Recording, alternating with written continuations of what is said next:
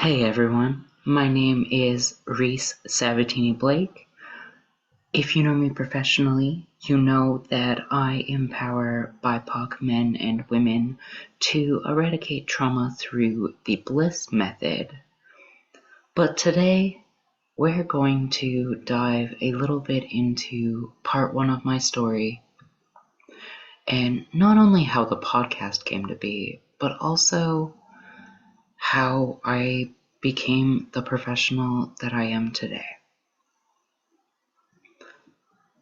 I want to start by taking you back to the very beginning, and full warning, I will try to make this as nondescript as I can, but my own experience with trauma started with sexual trauma as a child, which unfortunately is too common of a narrative given all of the tools and access that we have in the world today. This shouldn't be a cycle that has continued rampantly in our prevalent society today.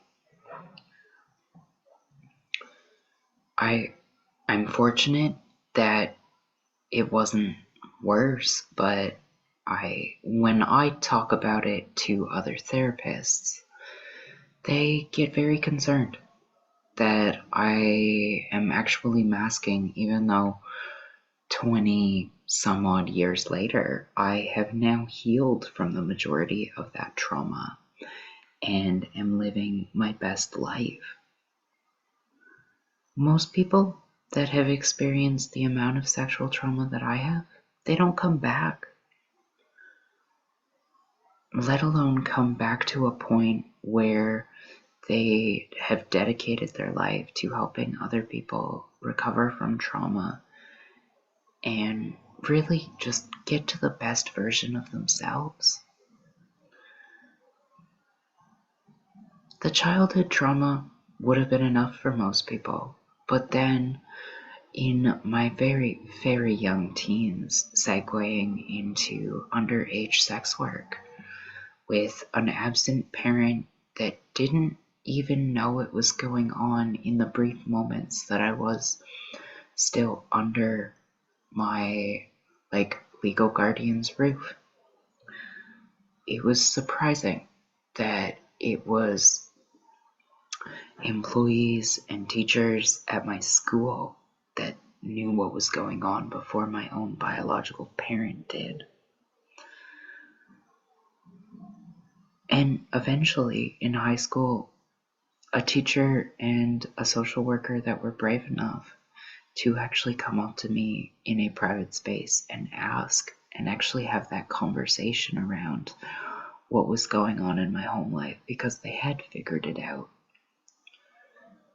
And to summarize, they mostly just wanted to know that I was being safe, that I had a full safety plan, and that if I wanted them to intervene, they would have.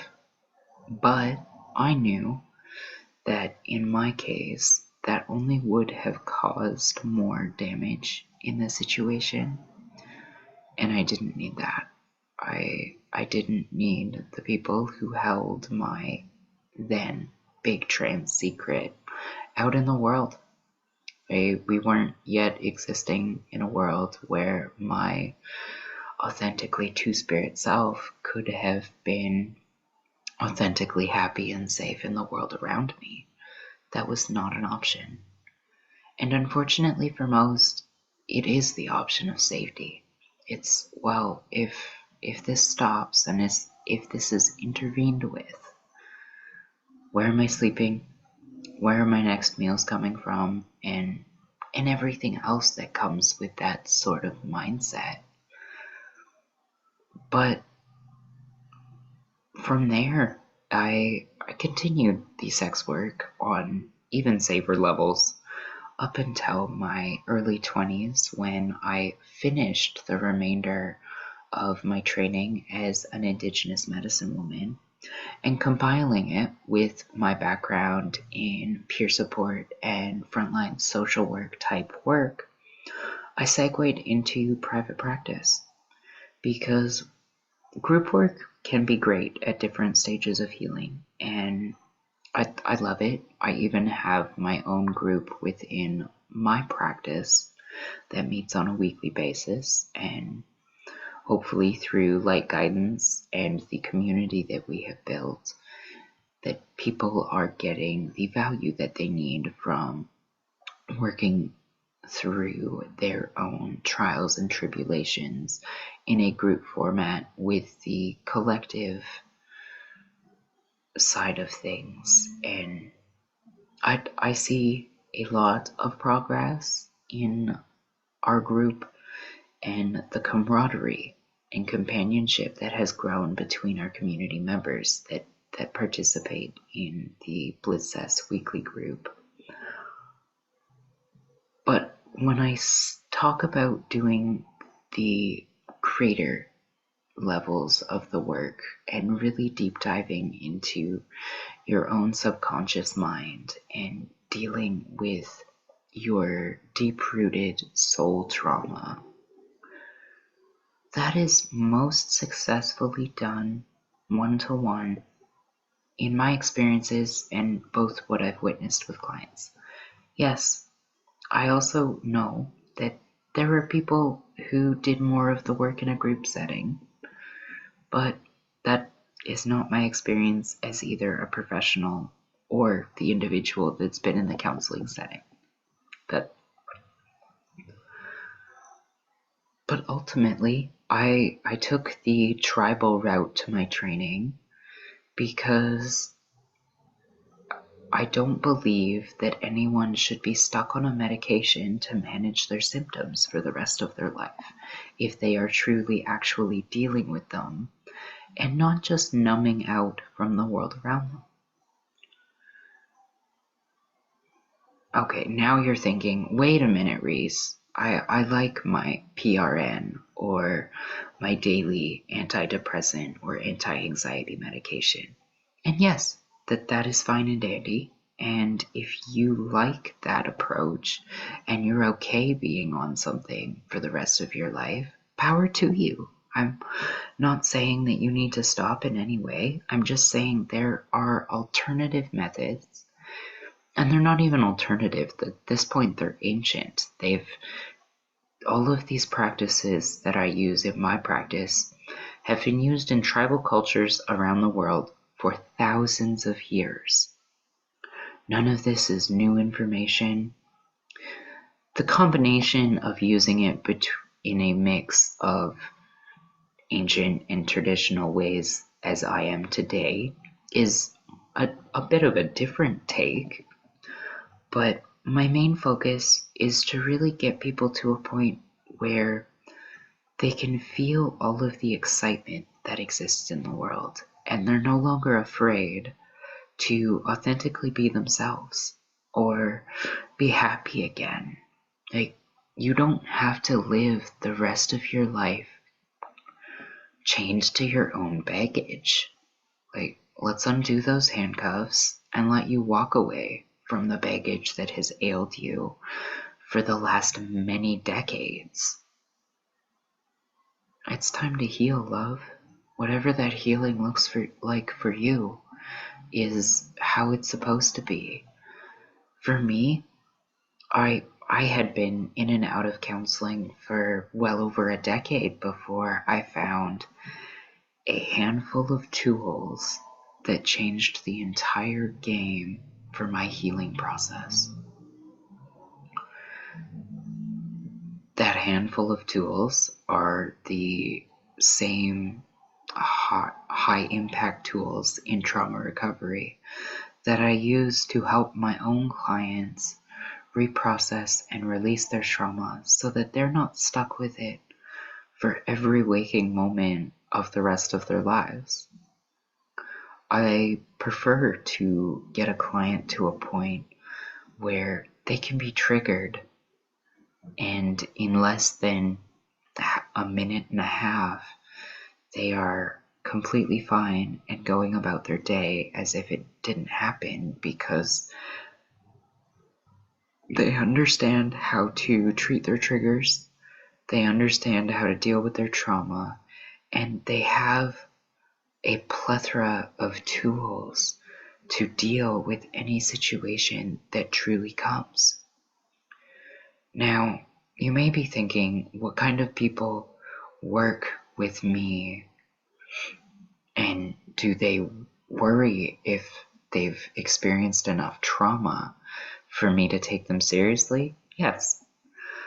I work with people with all varying degrees of trauma. Some of my clients have extreme anxiety disorders or depressive disorders. It doesn't all have to be trauma. That's just where I choose to focus because it has shown that that is where I seem to make the biggest impact. And by no means do I want any of my clients to have had the same experiences as me.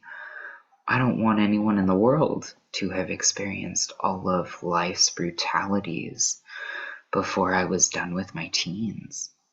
No, I would much prefer that your greatest trauma was one big T trauma, or the loss of a job that you loved that felt like home. I would much rather that your big T trauma was not cyclical and it didn't go on for years of your life. I would rather that they were singular or one-off events that may have changed the landscape of your brain and your life, but the event didn't keep happening day in and day out for years. And honestly, that's a big part of why I do what I do, because I know the depths of the darkness and how after any level of trauma, how truly alone that abyss can feel. I just want everyone to know that whether it's a professional or whether it's a friend or a confidant in their life that they rely on, that they reach out to somebody. We're all listening. We are all happy to be beacons of light in the darkness. You are not alone. You matter. And you are loved. So please don't give up. Even if you are just phoning a local or national crisis line to talk you through tonight's or today's feelings, you matter.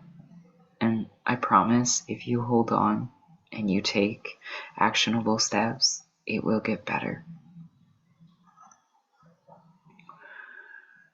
If you are at a point in your journey where you're ready to start group work, or you're ready to start working with a professional one-on-one, you can find my group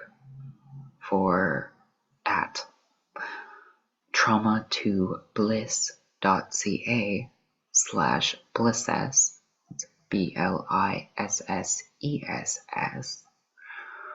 Or if you're looking for some inspiration in getting this process going and you would like a series of information emailed out to you bit by bit over about a week, would say go to traumatobliss.ca/bliss and subscribe to get your Possibility of Bliss audio series and the Survivor's Guide. I look forward to empowering your stories and hosting guests here as we build and grow. But mostly, I look forward to hearing and empowering your healing, because it's time to not focus on the trauma loves. As I've said, please don't ever give up. Always reach out to someone you trust. And you will be hearing from me, hopefully every week, Mondays, with the episodes released at 7 p.m. Pacific.